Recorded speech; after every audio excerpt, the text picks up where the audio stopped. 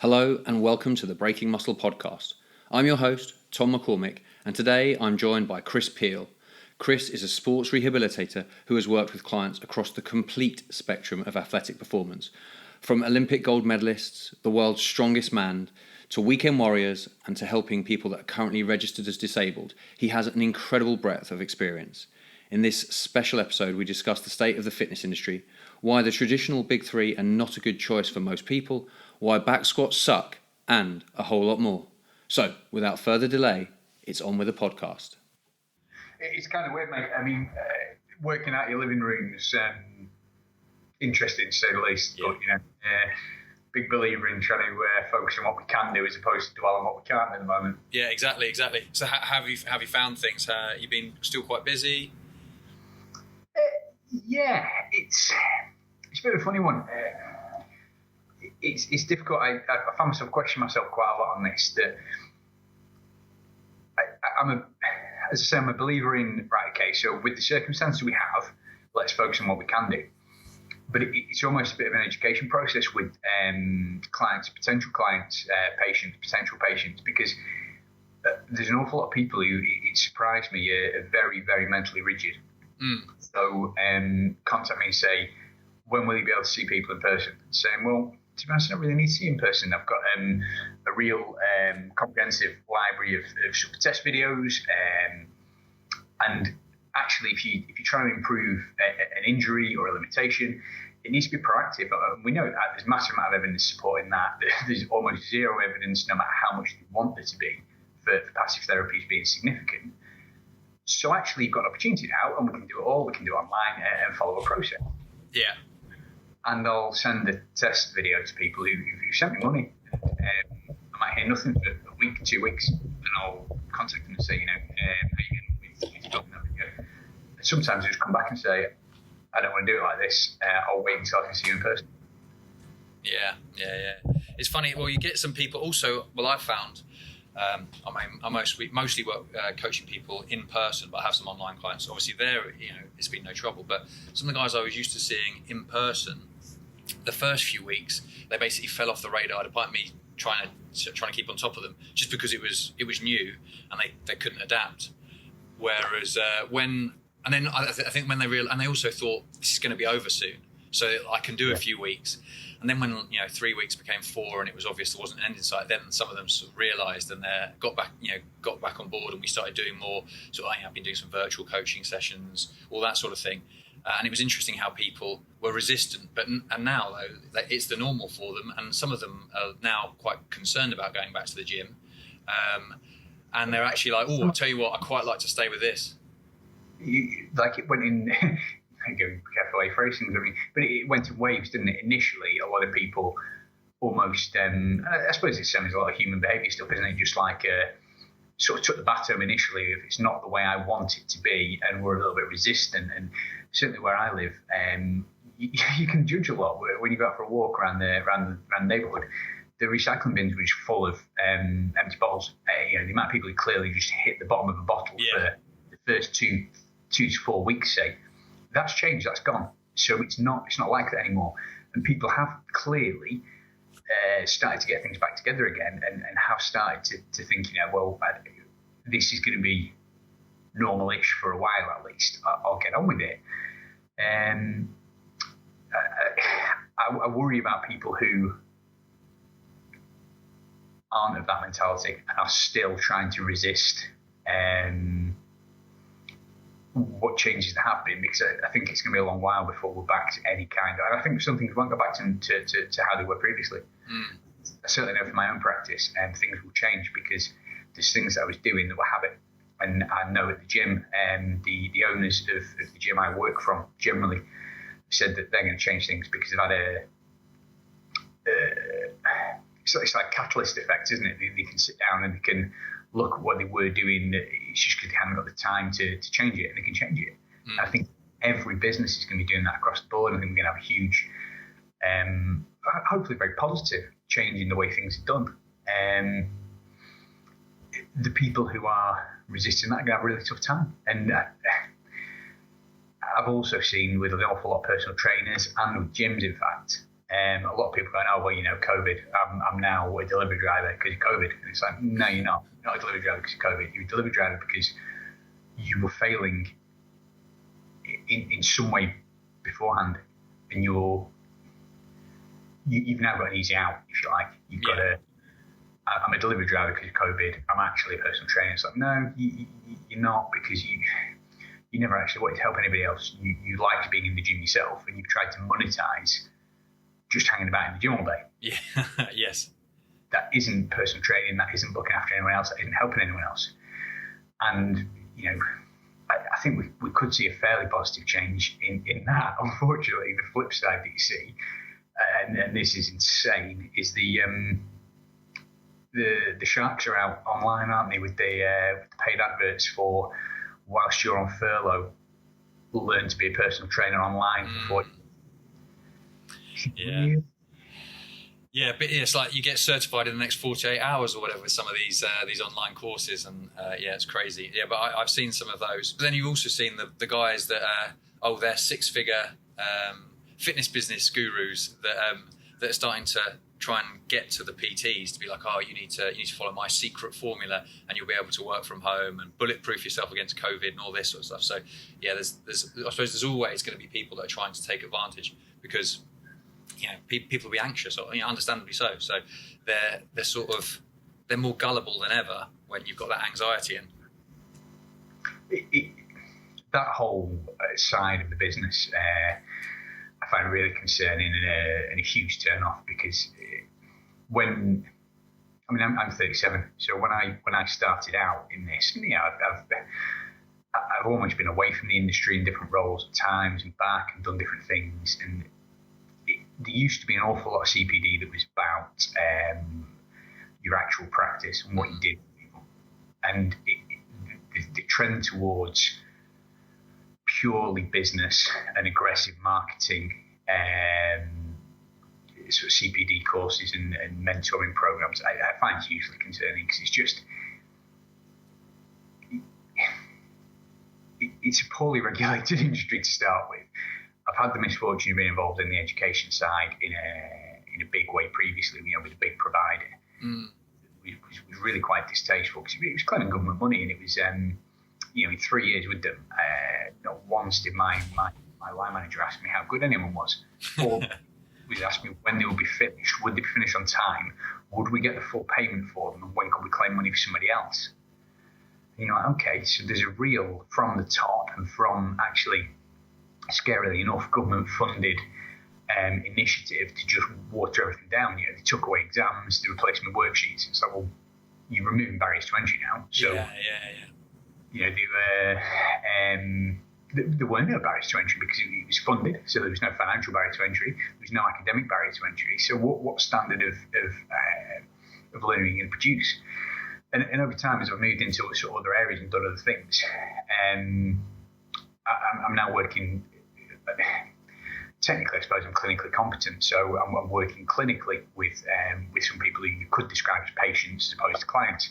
Now, I don't particularly like that in the first place. I think that creates another issue. But you see the same thing. You see that in reality, in professional sport, do you still recruit physiotherapists and then put them through a master's in either sports medicine or sports rehabilitation, something like that, even though they do not have the best training to be working in professional sport? They are the people who had the highest entry requirements onto their course. So you had to get A or ABB or AAB, A level, something like that, to get onto physiotherapy. So when you recruit a physiotherapist, you're getting somebody who is probably going to be able to deal with learning at high level, applying things at high level. Yeah. So sports therapy might be, well, in fact, it almost definitely is, a better degree program for working in sport. But unfortunately, there are universities accepting people on sports therapy programs with really quite low levels of achievement academically. So, and this is what I found when I started trying to teach personal trainers rehab. They're the perfectly placed people to do physical rehab, because they are already used to seeing people on a long-term basis and actually getting physical improvements with them, as opposed to trying magic tricks. well, actually, when you started trying to train people to do it, they wanted to learn magic tricks. And you're like, no. This isn't magic tricks. This is actual structured progress. I don't know. Where are the magic tricks? I want to be Merlin. You're like, Yeah. Okay. And what you found is, essentially, if you want a sheepdog, you start with a collie, and you take the collie and you teach it to be a sheepdog. Now, some would better than others, but chances are you'll get a half-decent sheepdog out of it. You want a gun dog, you get a spaniel or a Labrador. Neither of those things do you go and get a Chihuahua or a pug and try and train it to be that. It's just never going to happen. You're never going to have a pug be an effective sheepdog. So create a good mental image, though, mate. Well, it's amusing, but you just don't have the required attributes, and that's the battle that we're fighting all the time in the sort of fitness industry. That without any significant barriers to entry, and without a credible sort of training program that actually fails people, in fairness, and just says, no, you're not going to be able to do this. Without any significant regulation, without any significant supervision, once you've actually technically qualified to actually supervise you in practice, there's no other health profession where you can get your piece of paper one day and then work completely unsupervised the next. Until we sort of deal with those things, which I'm not sure you can unring a bell, I'm not sure it'll ever happen, we're always going to have this sort of uphill battle with it, because you really have got people who are, in this analogy, a pug, saying, no, I'm an amazing collie. And the worst part is some of them have got a really good collie outfit.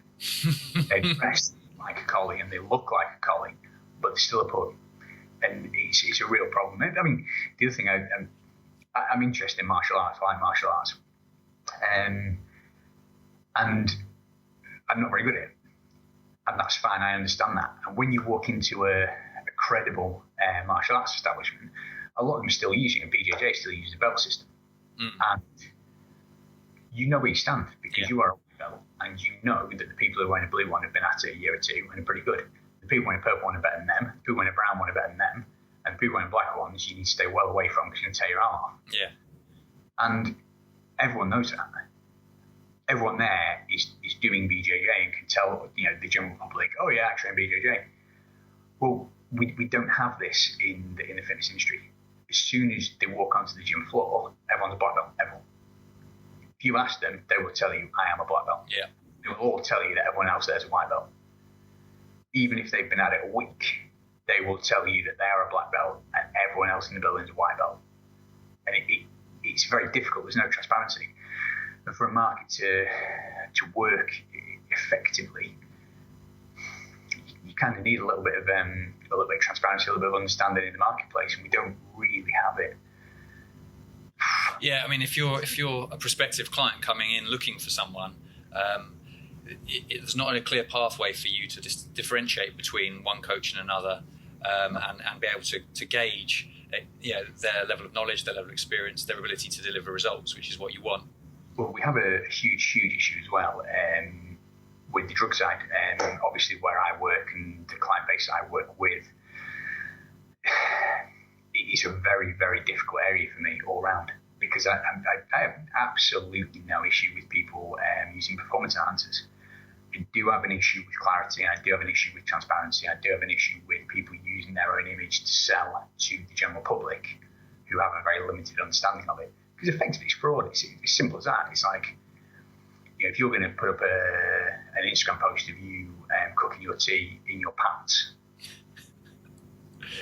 that whether you're expressly saying it or not, you are using your self-image to sell to people who are low on confidence, vulnerable in effect about their own self-image, and you're not saying, oh yeah, and by the way, I've crossed the line here.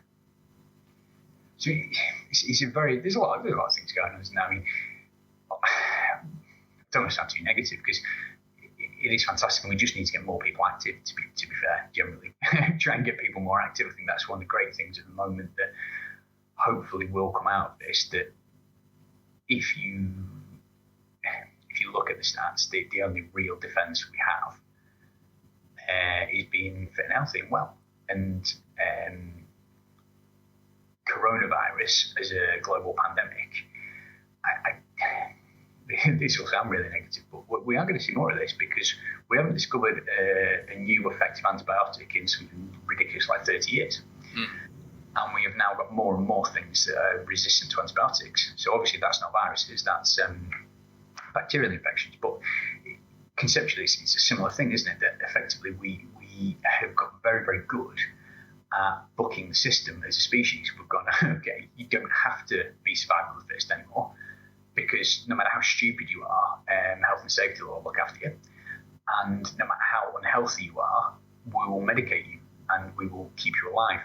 And your quality of life, you have nothing to compare it to. So you don't realise quality of life is appalling because that's just normal for you. But we will keep you alive. We'll keep you alive probably a lot longer than we should because we're really, really good at keeping people alive.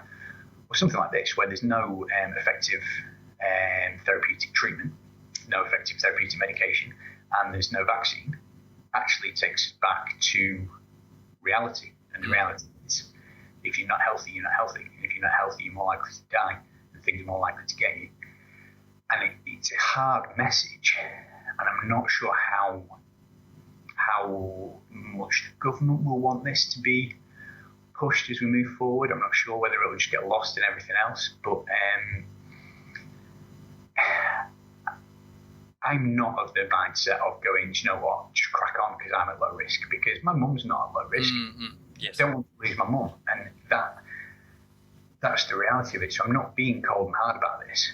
I don't think that those of us who are at a low risk should be endangering people who are not at low risk. But I do think that it would be great if what came out of this is people were more conscious of generally being healthy and being well. And I think that as an industry, it would be great if the sort of wider health and fitness industry got better at meeting people at a level that doesn't scare them and met them at a level where we could move them forward, and we were more professional as an industry at that role. And this is one of the big things about the way that I work and the way that I operate. You know, I arguably, depending on the way you look at it, I've worked with some people who have got a legitimate claim to say they're the fittest human on earth, because if you're defining that by fitness for what, it was fitness is to pick the heaviest thing up off the floor. I've worked with the fittest man on the planet for a period of time. Now, at the same time, I'm also working with people who are registered disabled and trying to get them to no longer be registered disabled. Yes. The way we work is exactly the same, and it is the mentality of, okay, what's the outcome that you need? What's the outcome that you want? You know, what's your goals, needs? Where do we need to be? Where are you now? And the roadmap should draw itself, and we just help you down that process. And it shouldn't be any different, because they're not actually really any different in terms of the way they're put together, whether they happen to be at the moment registered disabled, or the strongest guy on the planet, or the fittest guy on the planet, or whatever else. It's the same thing. And I don't think at the moment we're fulfilling that very well as an industry, because we are sort of pigeonholing ourselves in great big gyms full of machines.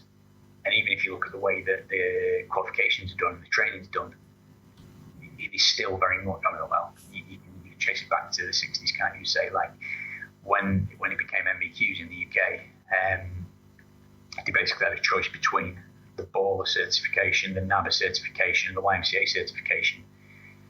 Well, the YMCA certification was pretty much based around bodybuilding, and you can still see that in it, can't you? That it's like, this is free weights, this is machines, this is body weight, this is the joint action and the prime mover involved.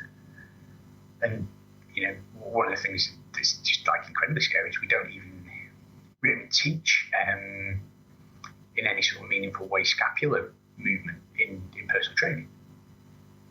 So we teach the global sort of upper limb movement that takes place, and we refer to the prime mover and the visible muscle from a like bodybuilding perspective. We don't actually teach what's going on. We don't teach that. So how do we expect the trainer to be able to problem solve and to be able to instruct the clients effectively? Yeah. They fundamentally can't. And we're doing, but it's like a brainwashing thing, isn't it? Because they're looking at it from that bodybuilding perspective, and everything is about bodybuilding and categorised like bodybuilding. We're not really equipped to then help people who are not necessarily that interested in that to just be more active, healthier, and more able, less likely to become disabled. Yes, absolutely. I think, well, hopefully one of the things that comes out of this is an increase in motivation from the wider public in their health, their wellness, becoming more robust in the face of viruses and things like that, and just reducing their risk. So, as you say, they may not be so worried about looking good on the beach or looking good naked, although obviously they will still want that. Yeah. But that overall health element, I think, might be a little boom in the industry. I'm sure that, as we talked earlier about people taking advantage, I'm sure there'll be people working out they can take advantage and teach people biohacking strategies to become immune to everything. But one of the things I want to talk to you today is about you use they're not unconventional exercises, but they're sort of not frequently used in the gym. I've seen some of the articles, videos you have. Because people are almost on train tracks, like with their movement patterns are so fixed, they can only go in one direction. And sometimes, for example, we talk about the chest and thinking about the scapula as well and pressing movements. People are always bench pressing, the scapula kind of pinned down. And then maybe they should be looking at doing some overhead pressing or some using.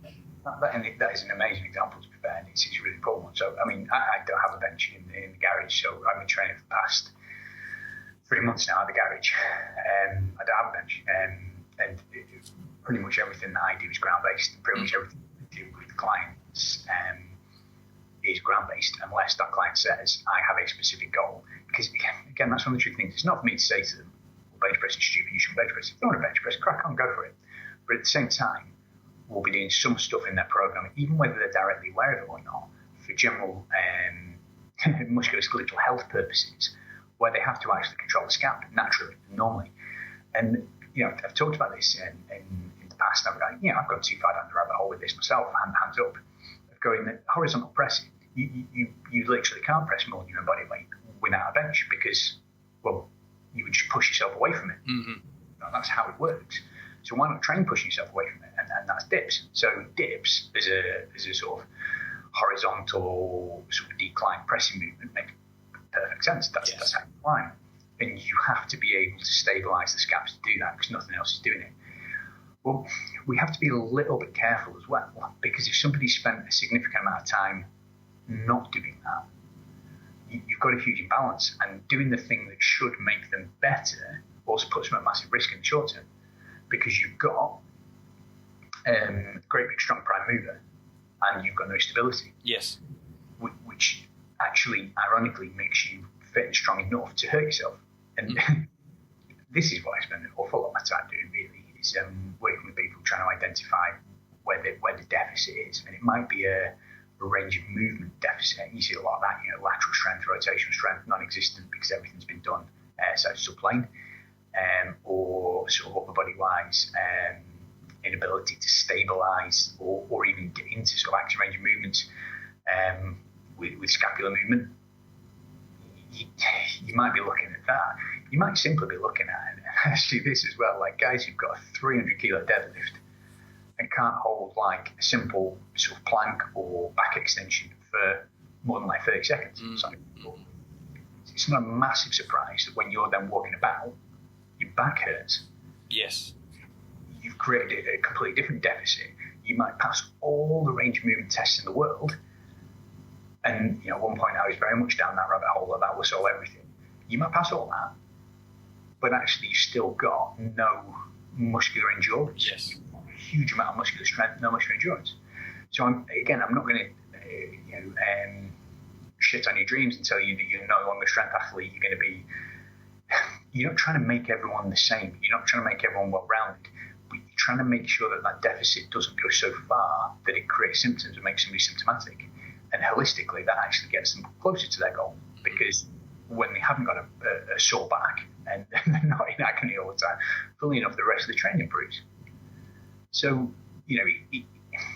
it is tricky. It needs to be in light of their goals, and this is where it can be difficult because, and this is what I found trying to run education courses. You need to generate understanding, and you need to develop like thought and understanding. And people don't want that; they want a straightforward answer. Yes. And they need to tell them that this system that will normalise everyone to the same is the answer for everyone. And scarily enough, as I've gone further down the academic route, that is actually that's how science works. That's how research works, and it kind of shows you why there can be such issues trying to demonstrate things in the research, because the way we do it doesn't differentiate between the participants, if you like. So you look at research and you go, okay, so what we've done is we've recruited 30 people who've got non-specific low back pain. Okay. And then we've done this intervention, and the intervention doesn't work. You're like, well, did it work for half? So what worked for that half and didn't work for the other half? Why? So we need to look at clinical subgrouping there. And this has been viewed as like a massive groundbreaking thing in some areas, that they're now actually looking at clinical subgrouping before looking at some of the interventions. But it's something that I've been teaching without knowing that's what I was doing for ages.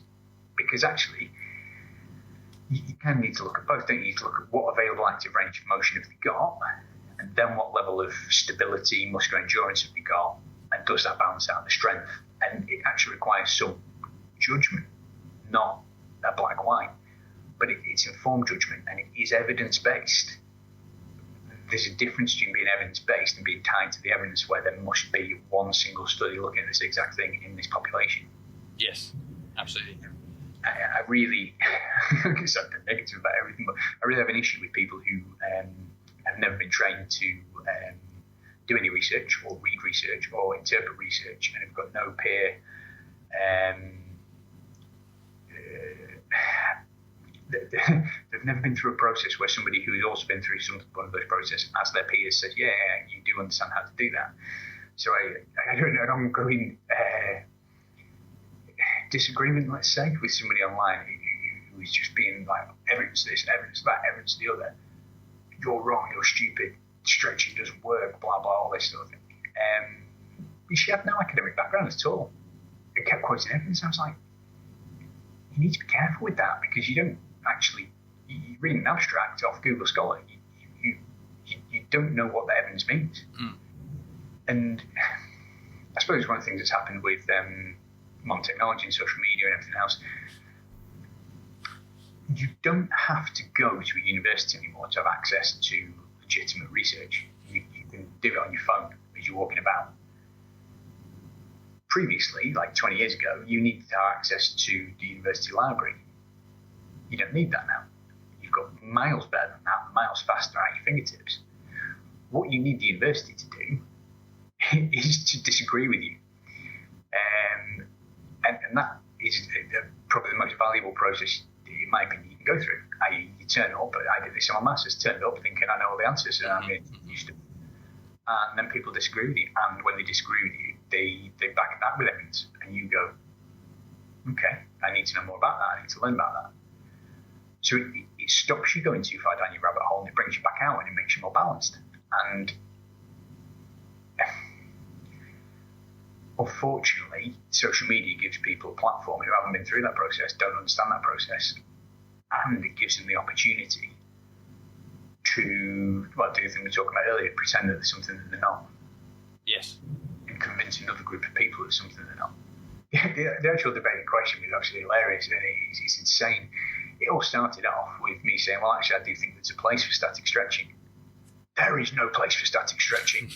Kicking off and this, that, and the other, and essentially just going mad about this and evidence this, evidence that, throwing in all these studies. And I was like, there is no study ever into this that doesn't show that static stretching increases available active range of motion. It absolutely does. It does. It does have drawbacks, and there's other evidence showing that, obviously.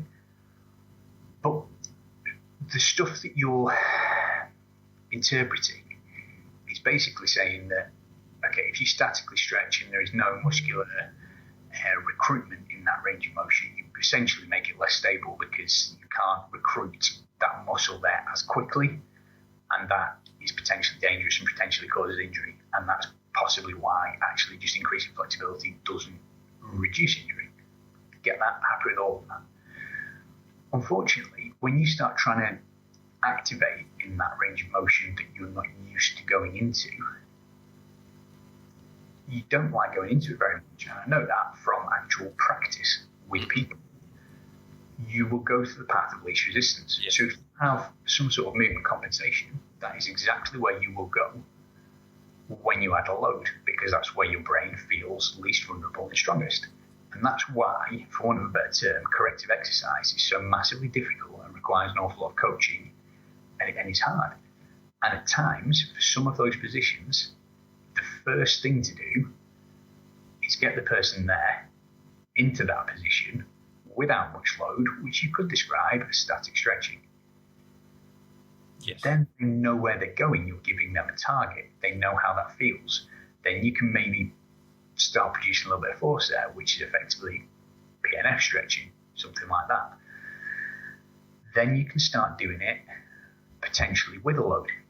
And it all depends on the context. So it depends on the client, depends what level they're at, depends what their level of coordination is like, what their spatial awareness is like.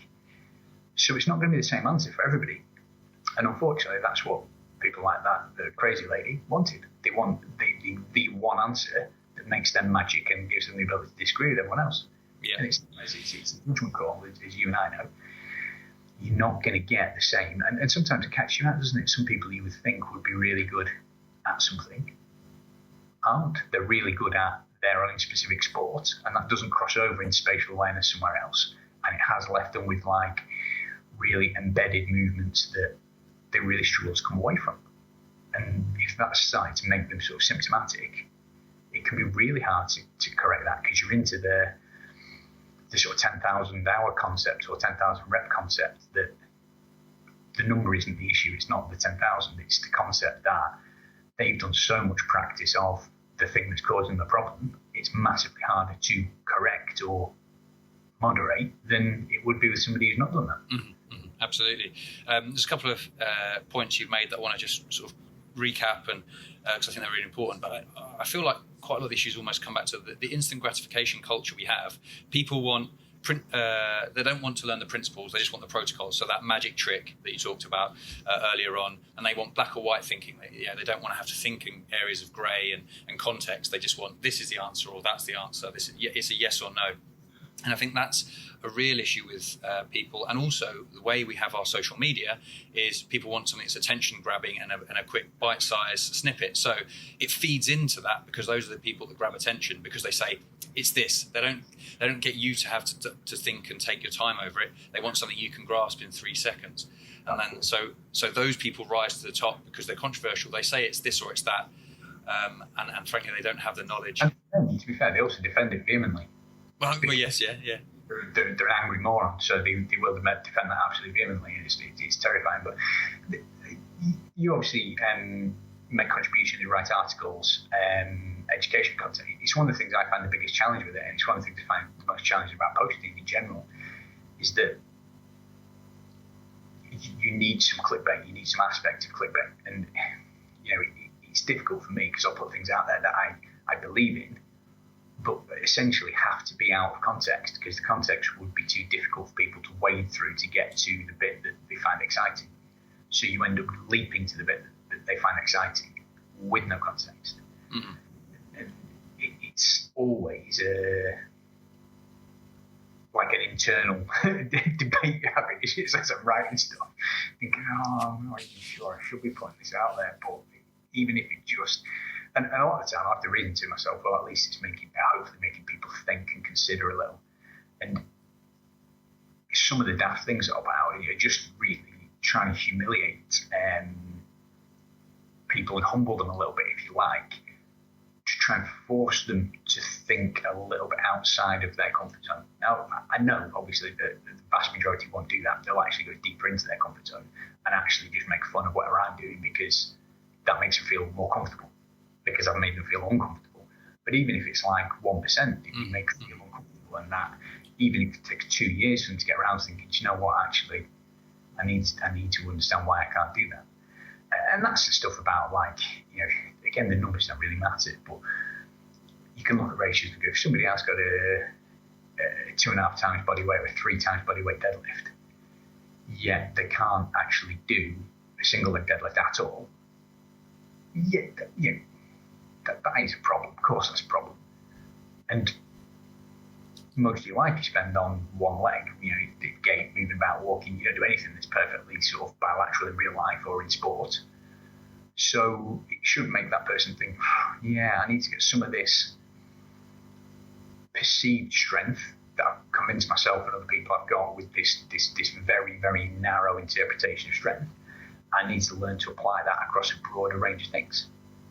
The vast majority of people won't. Just be like, well, my deadlift's bigger than yours. I'm like, yeah, we knew that before we started. That's not helpful. Not moving either of us forward. But like I say, if you get 1 or 2 people thinking, then you achieve something. But it is scary because, by the same token, you put it out there and, you sort of say, oh, well, here's a video of me doing this. Have a go at this. Probably shouldn't be, to be fair. A good number of people would need to start at a really, really low level with it and build into it. Will they do that or not? Will they just hurt themselves trying to do whatever nominal figure you've said, like you should be able to do half your body weight or whatever? Mm-hmm. Yes. Actually, so talking about sort of that relationship between someone, say, their big 3 that they look at, and then some of the other lifts, exercises I like to call like gatekeeper exercises, that if you can't do these to at least a standard, you probably shouldn't be really looking to pick up huge amounts of weight on something else. And I have some that I consider, but I think you maybe have some strength stability tests, maybe the terminology you'd use, but certain movements or exercises that you feel feed into those bigger lifts. Can you talk us through some of those and your thought process behind some of them? I was just hoping you were going to tell me what your gatekeeper exercises were then. My gatekeeper ones. Well, so I have I like an offset Bulgarian split squat is one of the ones I like. So with the load in the same hand as the front leg, so the center of mass is shifted outside the body a little bit. I quite like that. I like skater squats as well, if we're looking at sort of squat movement patterns. For upper body, I like a single arm overhead press. I feel like that's a challenge and useful because it's unilateral and we can pair left to right. Another one is a bottom-up press, which I'm terrible at, particularly with my left shoulder, and guess which shoulder I'm going to have trouble with if I'm going to get trouble with. And then a push-up. So those are theirs. And then one, I haven't done a single leg deadlift, but a single leg RDL I'm quite a big fan of. And just you're right though, the amount of people, and the reason I ended up starting to like them a bit more is because someone who could deadlift quite a lot, but then basically could barely do a body weight single leg one, and that tells you something's not quite right. So those are some of the ones that immediately spring to mind for me. Okay. That's interesting because, again, if you've had a look at the different things that I've written for different people, very, very similar, very similar. And again, it's what you do with that, to my mind. So I wouldn't necessarily put people through it as a formal battery. Again, this is where it's difficult if you're trying to teach other people to do it. It'll depend on what that client's presenting with and what the goals are, because otherwise I feel like we're testing some things for testing's sake.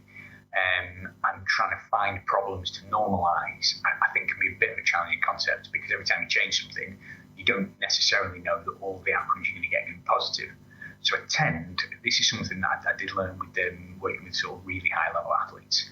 I tend to try and leave stuff alone if it's not causing any problems, unless you can actually see something that they're not interpreting as a problem yet, but you are pretty sure could become one quite quickly. Sure. So there's always a caveat. But no, totally agree with you with the vast majority of those. It's like something single leg. Skaters is a great example. What I like about skaters is they're massively difficult to do in terms of sort of lateral strength stability through the hips.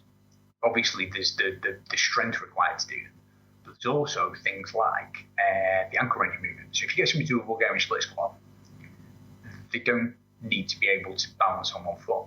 Mm-hmm. Yes. Because obviously they can walk that foot out ahead, they're not going to fall over backwards. With a skater, they basically need to have a good enough ankle range of movement to do it. So it's then how you combine these things as a test, if you like, or how you use them together. So often in the battery of tests that I'll send out to people as a process, and this links into what I'm doing with the online stuff, is initially, if they're coming and saying that I've got an actual injury, I'll send them something that's basically clinical testing that I've done to myself on video, send them the video, get them to run through the clinical tests and come back. And you can actually form a diagnosis. So when I say diagnosis, again, what I need to say at this point is that I'm now competent and registered with a recognised body, and I'm insured to make a clinical diagnosis for musculoskeletal conditions. I'm not suggesting that personal trainers should be doing that. In fact, they shouldn't be doing that. And if they want to, they need to follow that process themselves and go and get qualified to do it. Yes. I'm very, very upset when personal trainer used the term diagnosis, because I certainly didn't before I was qualified to do so and insured to do so. And you must not misrepresent yourself, because credibility-wise, that's gone immediately. So that part wouldn't be relevant if you were a personal trainer, but for me, that's now part of the process. The first bit, is there a diagnosis to be had? More often than not, there isn't. More often than not, the reason that they're with me and they're not gone to the doctor is because they've got issues, and they know they've got issues, and they've got some discomfort. But it's not at a point where, if they went to see the doctor or the vast majority of therapists, there would be a pathology to actually treat. And that's where I think traditionally we've run out of ideas, basically left people to get worse to the point they do have a pathology, then get into this weird treatment cycle where we treat the pathology, we never treat the underlying issues anyway, and they're frustrated forever after. And what you and I are talking about is how we look at the underlying issues and identify what they are, which is obviously massively valuable. So the next thing I'd look at is active range of movement tests, which require no load. Because if you look at something like a skate squat, if they've not got good ankle dorsiflexion, they ain't going to do a good skate squat. So it gives you the context before you look at the other things. So look at active range of movements. Then I'll look at an awful lot of this for lower body. Single leg exercises, send them I think there's, I can't remember how many I generally send out, I think it might be 11 different single leg exercises. Just video them doing it from 2 different angles, send them back, and I'll look through them. And it's tallying up then the single leg exercise and the active range of movements. Is there a relationship in what you're seeing? Does it start to build a picture together? Are they not able to do it because they're just not strong enough in a range, so they're going to a different range? Or do they just not have that active range in the first place? Because there's a significant distinction there. If you can get into the position when there's no load and everything looks great, and when you start loading it, you're shifting away from it, you've got a position of weakness. And you ain't going to improve that by stretching, you ain't going to improve that by doing direct range of movement work. You're not going to do that. And this is one of the things I find most hilarious. And we do a lot of technique work at a lightweight, where you can do it at a lightweight, so that's not helping. So you spend months practicing it at a lightweight, and as soon as it goes heavy again, you're knackered. Back to the same compensation. So you need to actually address the compensation. So that's for me is a big thing, and it's one of the things that we do. Like I say, people like to go down a rabbit hole one way or the other, because then they sort of stick a flag in the ground and stamp their feet and go on about how stupid everyone else is. It's, people go down range of movement testing, or they'll go down sort of strength stability testing and want to attach. And it's both. It's both all the time. They're one and the same. They complement each other. People need to be able to get into position, otherwise it's not going to happen, is it? And then they need to be strong and stable through that. And then you need to look at what happens as they fatigue or they get closer to max. And one of the last things I'll do, and this is kind of a more recent addition for me, is look at some stuff that, we do have some fairly good evidence of, where you basically just do isolation exercises and test strength on isolation exercises. So this goes into like the research for things like there's bearing Sorensen back extension, there's McGill's sort of abdominal V-sit hold, and there isn't the same kind of research out there yet, but it's something that I'm personally looking at. Adductor, abductor, lateral stability, the other way to do it with people in the field is strength endurance testing in the same way as you would do like the bearing Sorensen back extension test. So for people who might listen to this, the bone strength things basically get into a back extension position on a Roman chair in the gym. So normal back extension bench in the gym. Get on that. Can you hold the back extension for 2 minutes? Yes or no, pretty much. If you can, you're probably not getting back pain because you've got insufficient sort of strength endurance. It's something else. If you can't, probably address that first. Mm-hmm. And if it continues to be a problem, then look at something else. So it's trying to build that context. And again, some of it comes from your subjective interview as well with people. If they're just not very strong for their body weight and they're trying to do something that's high level, quite often you just have to have that conversation, don't you? You know, it's a case of, okay, you're telling me that you want to compete in strongman, which is something that I come across a lot because of my background with clients. And then you're telling me that your back hurts, but you've actually you're 140 kilos with a 220 kilo deadlift. The issue is that you're wanting to compete as a strongman when actually you're just a really big person. Yeah. Who's particularly strong for being really big. And that means that is causing you issues in itself. So it's not the answer that you wanted, but it is part of the picture. And again, depending on how you deliver that message, I've had some people really take that on board and really get massive improvements with it. I've had some people who you don't hear from again. And obviously somebody else will rub the thing that's sore, tell them it's fixed, and take 30 quid off them every week forever after. And they're actually happy to pay 30 quid a week forever after for that, so they don't have to face up to reality. And that's beyond my scope of practice. That's not for me to worry about, unfortunately. Yeah. Well, I mean, it's never a piece of news people like to hear, though, that, actually, you're just not that strong. So when you tell that 140 kilo guy that 220 kilo deadlift's not that impressive, it's probably not always what he was looking for. And then, as you rightly say, though, some people take that sort of a bitter pill to swallow, but take it on board, run with it, and make the best of it. And other people, they just fold at the first hurdle. You get it with the athletes, don't you? That the athlete wants the outcome that they want with their sport. And if they're good at their sport, you must have had loads of this in your career where you say, yeah, but you're not really great at some of these things. You particularly get in skill sports, don't you? If they're a good player, as a rugby player or a footballer, they can get an awfully long way without necessarily being a great athlete. Mm-hmm, mm-hmm. Well, that was me as a kid growing up. And presumably, is that then how you got into what you do now? Yeah. So I was a good rugby player who, in my position, was very good at all the core skill attributes, and I worked quite hard, on the pitch and that sort of thing. But I was tiny for my position, and hated the gym because of that, because it showed up when I'd go in and my warm up weights, were not even on the radar of anyone for like 20 minutes before I'd finish warming up. Then they'd come in and get their warm ups that started, sort of thing. I was so much weaker, and as a result, though, that initially was the worst thing for me, because as a youngster I wasn't mature enough to realise, okay, that's what I need to do. This is where I need to be spending the majority of my time to improve. Instead, I was coming up with reasons why I needed to have a physio appointment just when the club were doing their weight session, and I was skipping out on the resistance training, which obviously was completely self-sabotage. But at the time, that was my coping mechanism, because I sort of there was shame with how weak I was in the gym. It's interesting, isn't it? And again, one of the things that I've done recently is I actually went on a beginner's counselling skills course to try and get better. And the reason for this was because I was working more with patients in more sort of clinical settings. And there is actual research showing that essentially how you speak to that person to deliver the message may be more important for the outcome that they get than what you actually need to do. Mm. And you look at that and go, wow, yeah, okay, that isn't what people want to hear when they're learning magician skills. But it's treated in with the person and the context.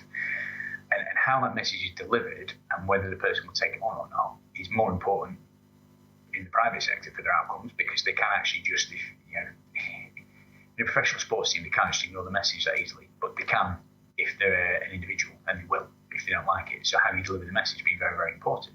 Now, obviously, you got round to facing it, and basically that's what you've got to do. Is it's like the Louis Simmons, and obviously the guy's a crazy man, but one of the things he says I think there's a lot in it is basically whatever you're not very good at, that is the thing that's going to give you the biggest, quickest results to improve someone.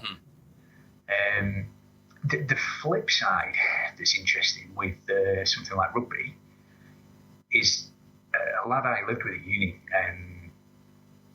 still very close friends to this day, just an absolute monster of a fella, naturally genetically gifted like you wouldn't believe. So like 6'3", 6'4", even in shape where he could play 80 minutes of rugby, was still like 18 stone, big unit. And he didn't like the gym, and he wasn't particularly strong, and he wouldn't train in the gym and wouldn't get particularly strong. But in a sense, that meant that he could be 18 stone and play 80 minutes as a prop in rugby league. Whereas the lads who were naturally 14 stone were bulked up to 15 and a half, 16 stone, actually suffered endurance-wise. Of course, they've got on a lot of lean tissue that is, in effect, excessive for their natural frame, which hammers your endurance, because obviously you've got to support that with the blood supply. He didn't do that. His lungs, organs were big relative to his lean mass. Their organs were relatively small relative to their lean mass. So they were like a race car. They were running on the red line. He also never, ever, ever got injured. Because again, it's like when you look at a Formula One car, they break down all the time. Whereas my 2006 Honda never breaks down. It's not running at that level. It's not tuned to that level. If I wanted to tune it to 400 horsepower, I'm sure it would break down a lot. But it doesn't at 140 horsepower. So there is an interesting aspect of, you can make yourself more robust and more resilient if the demands are the same. But if the demands of what you're doing go up as you become more robust and more resilient, you won't necessarily get injured less. You'll just get injured performing at a higher level, which is one of the reasons injury stats are difficult to do, because sometimes in sport, that might be what you're looking for. You're not necessarily looking for people not to get injured. You're looking for them to be performing at a higher level when they get injured and not be injured any worse. So, and this is topical at the moment. Jurgen Klopp, by all accounts, takes the attitude that to play high-tempo pressing football, he's quite happy to have a relatively high injury rate within his squad. And one of the reasons everyone loves the guy, everyone loves the German guy in the UK, so he's doing something. He's realistic about that. He doesn't look for mystery option C. He's not saying, I want to smash them in training and I want them to be performing at a real high level and a real high tempo, and I want them to be injury free, because that's not realistic. So he picks his poison, he makes his choice. Yes. And he runs with it. And that's probably one of the biggest things that came out of doing my masters, going back to you doing that. It was the sort of Tim Gabbett acute to chronic workload ratio research that is brilliant and so incredibly obvious that basically you must be conditioned for the demands of whatever you're doing. But if you try and get conditioned too quickly, you actually damage yourself in the process of becoming conditioned. And to a degree, things like biomechanics, I went into it very much in the mentality is you can sort biomechanics out every problem. And then that obviously was a huge change for me mentality-wise of, okay, so no matter how good you are biomechanically, no matter how well balanced you are, actually, if you just constantly try and exceed your realistic limits, you will break anyway. It will just be a different kind of break. And to be fair, I actually did this to myself, not last year, the year before. No, maybe last year. I gave myself an inguinal hernia. Right. Which isn't something you get a biomechanics out. It's not a movement pattern or a compensation issue. It's not like I was kettlebell actually. I was doing that competitively in a weird fringe sport. It's not like when I went to catch the bell from overhead, I get myself like a meniscus tear or whatever because I couldn't stabilise my knees as I caught it. I didn't do that. Everything was okay mechanically. I just couldn't deal with the actual overall workload. A tissue failed, and it's a tissue that you can't really, it's effectively a gasket where your man parts come out of your abdomen, and then the little tissue that's a gasket fails, and your intestines pop out of it. Fun times. Nice. Yeah, it was really nice.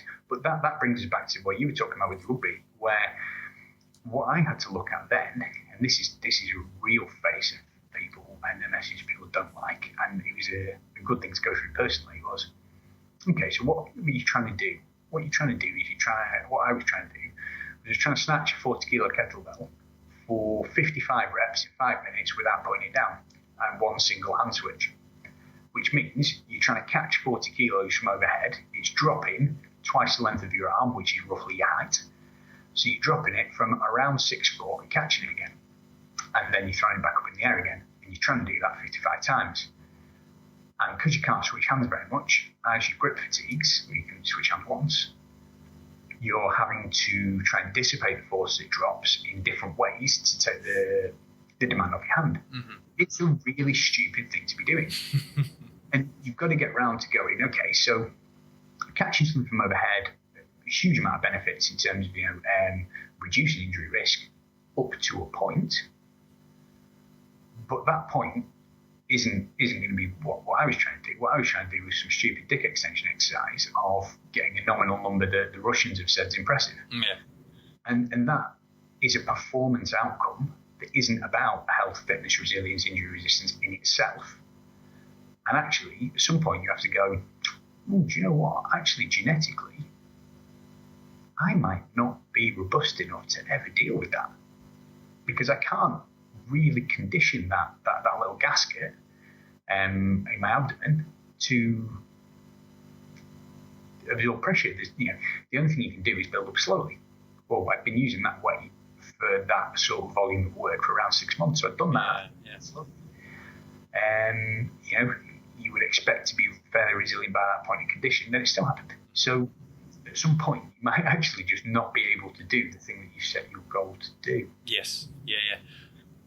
That's something I found. I think with the rugby, as you said, it's an interesting example you had of a lad that was naturally that side, like genetically, he was of that frame, and as a result, he seemed to be able to tolerate what was required of him in a game, whereas I was not. And the year that I did bulk myself up and I gained lean mass, I was still small relatively, but I was bigger than I'd ever been. Was a year that I didn't feel quicker. One of the attributes I had was by the time I got going, my acceleration wasn't great, but once I was at sort of top speed, I was in my position quite quick. All of a sudden, that didn't seem to be there, and I got injured more, and my capacity to last a game seemed to go down. Again, one of the key things that made me stand out, despite being small, were my work rate for over 80 minutes. Throughout the entire match, all of a sudden, I was struggling with that.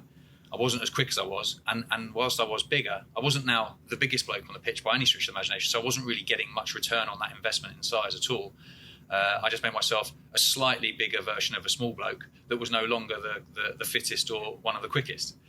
Yeah, and then you find that actually it might be that you're just actually not good enough at that level. And that's a horrible, horrible thing to say, and it's a horrible thing to have to sort of go through, but that actually is the reality for most people. Because, again, it comes back to the way society's changed, I suppose, doesn't it? The Instagram thing and the other rest of it. Everyone feels like they've got some sort of right to be world class at whatever they do. And it's like, well, no, you haven't. Absolutely not. Like, the whole point of being world class is that not everyone can do it. So, you don't have some kind of right. And it's one of the things about the weird fringe sports that I'm involved in quite a lot professionally, that a lot of this stuff around gyms, there's clearly like the psychology aspect of people trying to make themselves some sort of identity, because their own life might seem boring, so they need to be something different on Instagram, and they need to show their friends that they're really cool and interested in doing interesting stuff. And you see loads of them are then going to be a powerlifter or an Olympic lifter or a CrossFitter or a kettlebell lifter or a strongman or whatever, and that becomes their profile picture, at least for a while, and that's who they are and that's what they do. And a lot of the time I'll get into it. And obviously, when you first start doing anything, you improve quickly. And then there I am going places I am going to be. And then it tails off. And that's normal. And that's not a problem. It's not that you do anything wrong.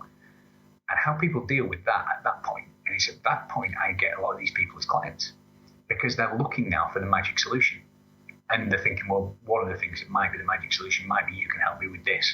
I feel like my squat's not right because I'm not mechanically right, and I can get better if I get better mechanically. And it's like, yeah, you possibly can, and I can help you with that, but you're probably talking like real marginal gains with that, because actually some of the best squatters in the world in terms of numbers, you might watch and think, oh, well, according to the textbook, that looks a bit crap, really. And they still shoot big numbers. because what they have done is they've applied themselves for a really long period of time under, progressively heavier and heavier loads, and banged their head against the brick wall for a really, really long time and got better. And that's how adaptation and strength works. Strength will continue to adapt as an attribute longer than anything else, but slower than everything else as well. Mm-hmm. So, a lot of the time you get people trying to fix something that isn't necessarily broken, let's say, because they're just impatient and they don't want to do the things that actually make a difference, which is, consistency, time, recovery in terms of, good food, hydration, not being wasted all the time, sleeping well, all these kinds of things. And it's looking for the thing that doesn't involve changing behaviour, that doesn't take a long time, which doesn't exist. And when they find that doesn't exist, they tail off and go and do something else and apply themselves to something else. Because what they can't deal with is, I'm going to be world class at this. Well, chances are, if you weren't a particularly fast kid at school when you were 7 years old, you haven't got very good, ratio of attack to your muscle fibers, so you're probably not going to be a great powerlifter. So the fact that you sat on the sofa at Christmas a bit chunky and watched World's Strongest Man, and some of them looked a bit chunky, you thought, they were all phenomenal athletes as kids. I'll tell you that now. Every single one of them. They were all phenomenal athletes. And because they're a heavyweight strength athlete, they're playing that game between balancing, being fully fueled for training and recovery to get stronger. And they're not that concerned with body composition because they're not having to shift their own body weight that far for that long. So carrying a little bit extra isn't as bad as not being fueled for recovery and adaptation. Yes. So that's why they might be a little bit fluffy. That's not actually relevant to, most people, because actually, just carrying extra fluff doesn't really help you very much athletically, does it? Let's be honest. It might make you better at barbell squatting because you just kind of sit yourself on yourself and stand back up again. It makes you intrinsically quite stable in that regard, but beyond that, it's not very helpful, is it? It doesn't do a lot for anything else. So, I think there's a big issue with exactly what we're talking about, people just having to be realistic about where they're at and what is realistic for them. And if they want to improve, some of the things that aren't so sexy are going to have to happen.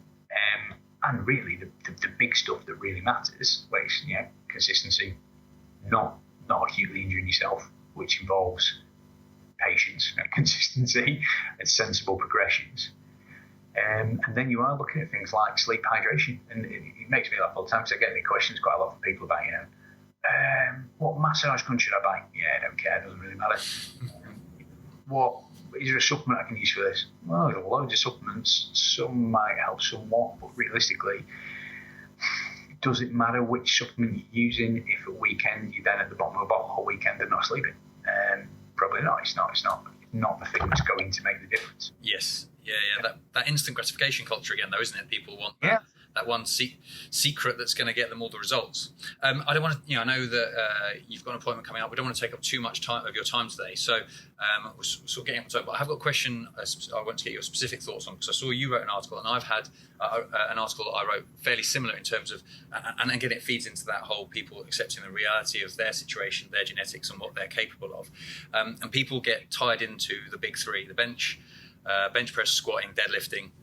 And that's those, your program has to have those exercises. If you don't do those, you don't even lift type thing.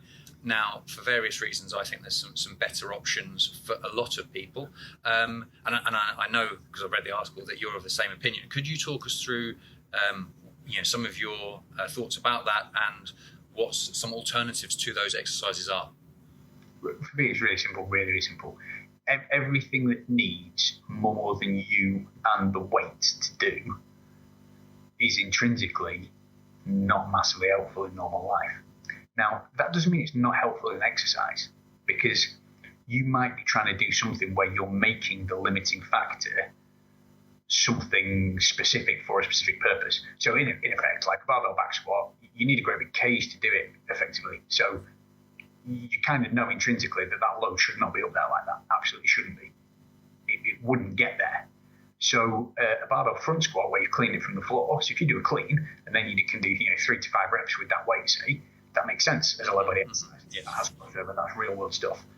It wouldn't be only back lie because you can get it there. You need the cage. So you're overloading that compressive full body, predominantly lower body exercise. What purpose are you doing that for?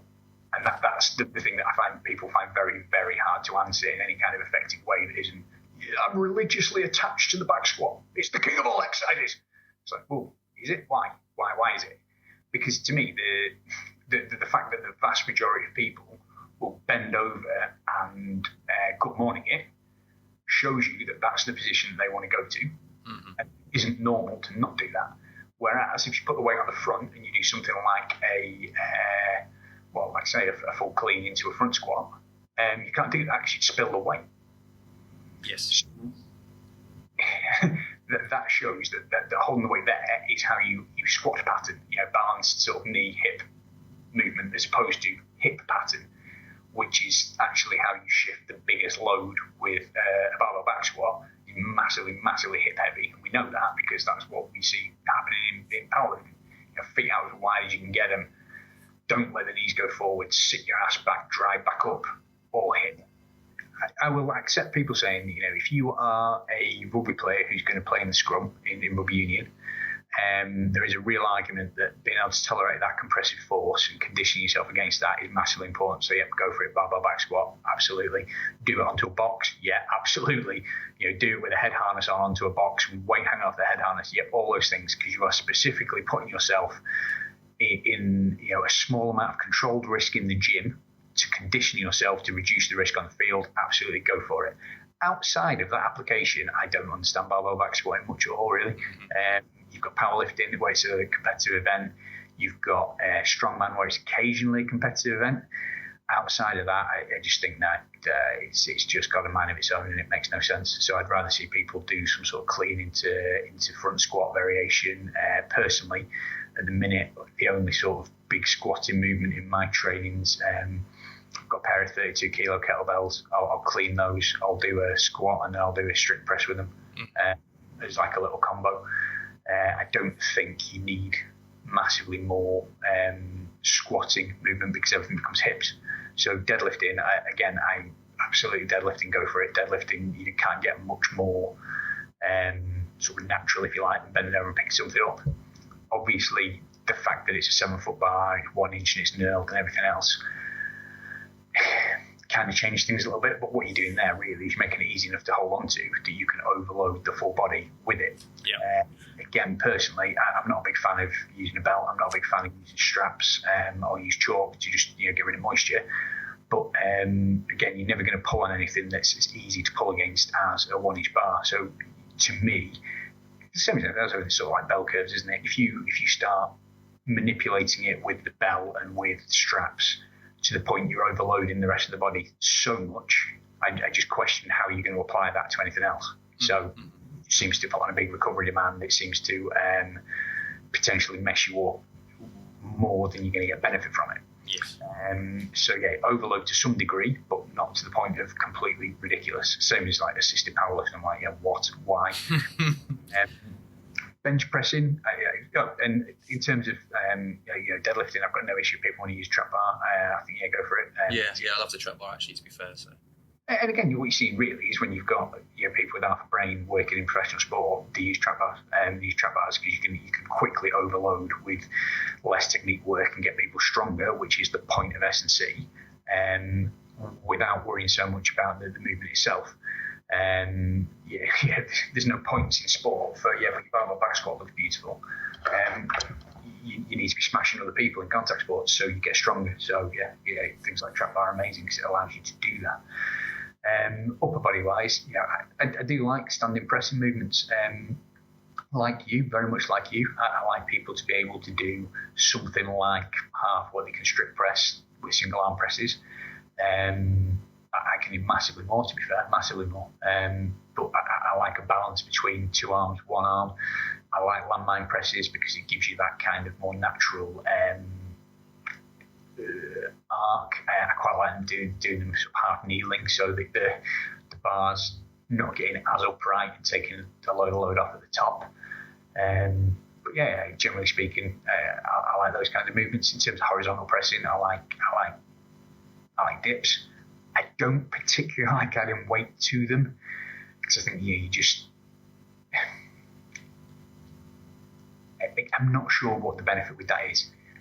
Again, other than like an ego type thing, because I just think that if you're so light that you can bang out absolutely loads, depending what your goals are, either that's fine, just bang out loads, or you should be getting heavier anyway. Mm-hmm. You should be getting bigger, stronger, and heavier if that's part of your goal as well. So again, that's kind of context dependent. But I do think for the vast majority of people, you start just beating yourself up a bit by adding weight to them. And sort of any external weight, I like things like floor presses. I like things like getting into a bridge position or floor pressing. I like doing that with dumbbells or kettlebells. But again, you start getting into difficulty getting in that position. And I think that, again, the whole mentality for a lot of people gets far too much on the weight itself.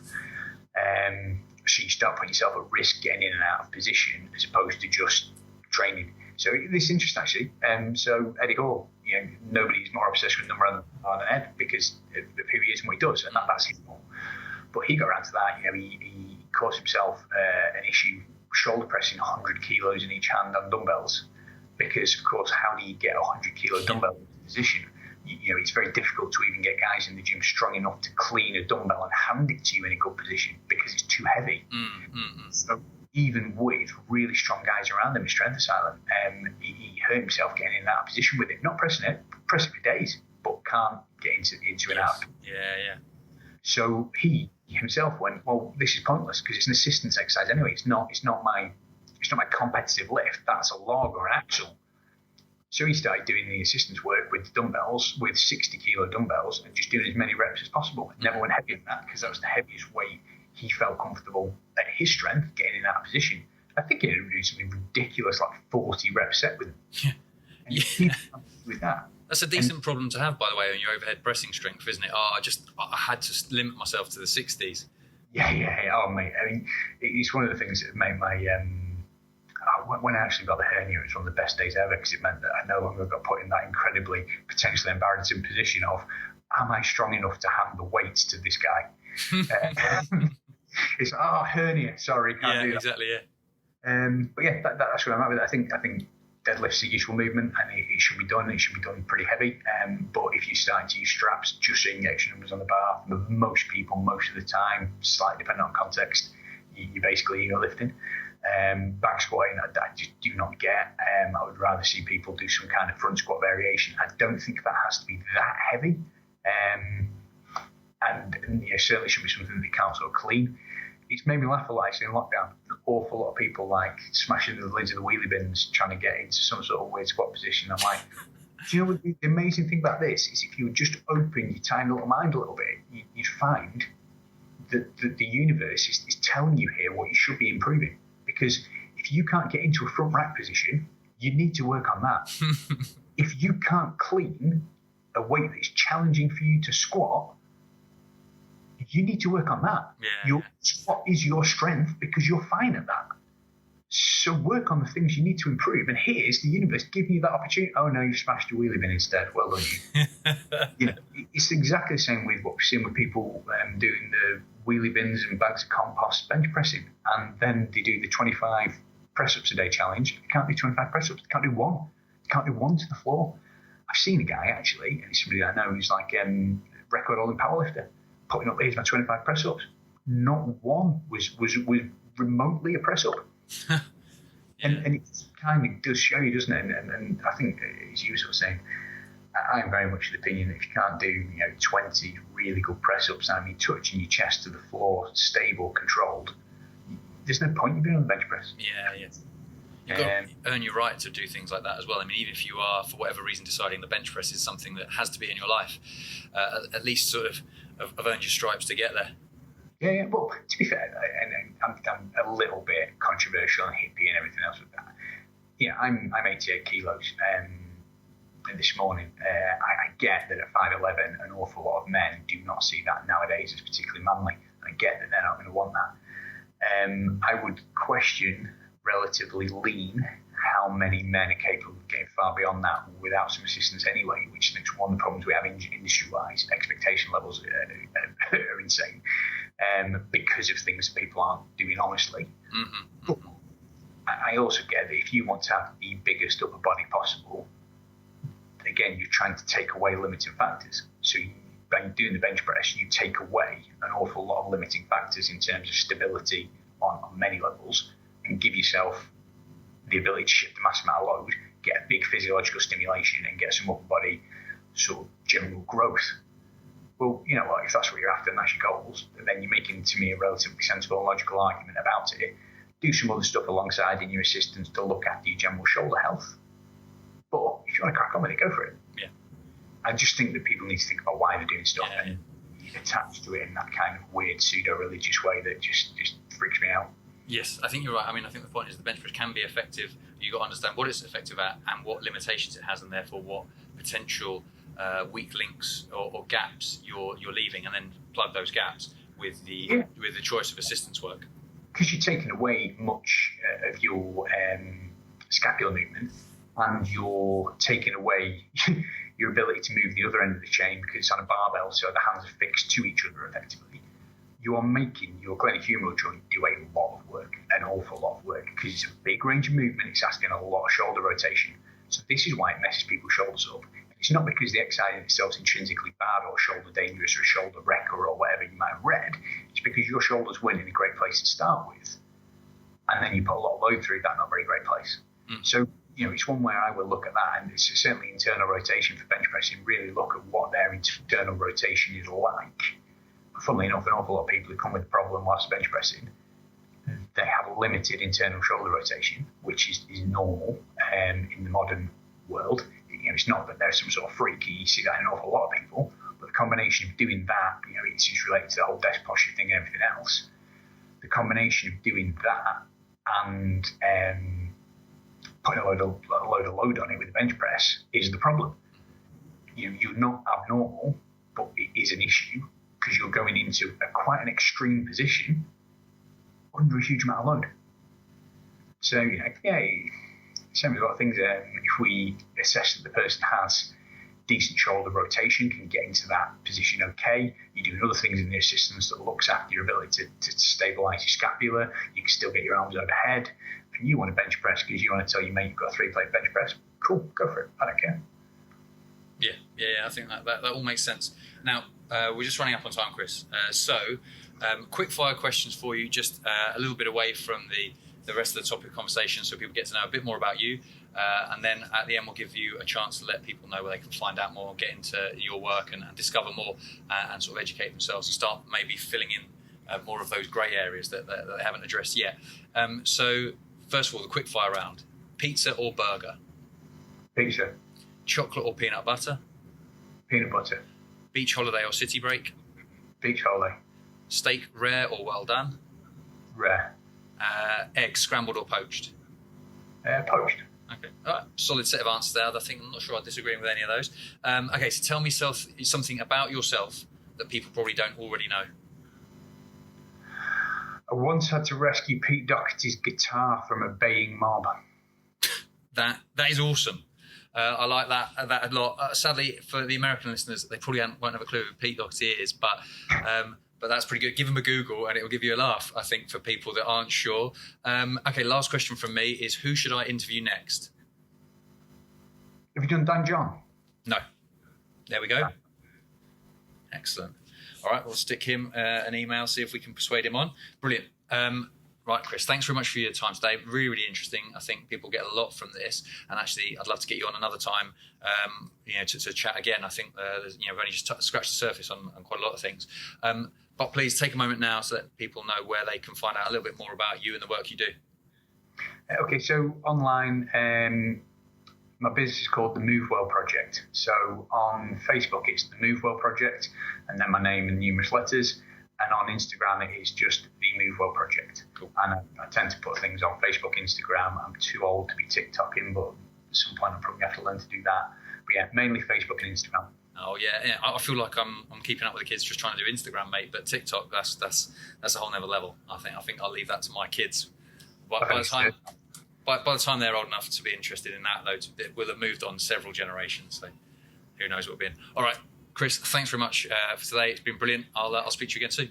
Brilliant. Thanks for having me. Appreciate it. That wraps up today's episode. Thank you so much for investing your time with us. We really appreciate it. If you enjoyed what you heard and took value from it, please do me a favour by heading to iTunes right now, subscribing to the show, and leaving a review. Positive reviews, like 5 stars, hint hint, really help the ranking of the show and will help us to spread the word and keep getting top-class guests on. Make sure to follow Breaking Muscle on social media and me at Tom McCormick, that's TOMMACCORMICK on Instagram. Bye for now, and I'm looking forward to catching you on the next episode of the Breaking Muscle podcast.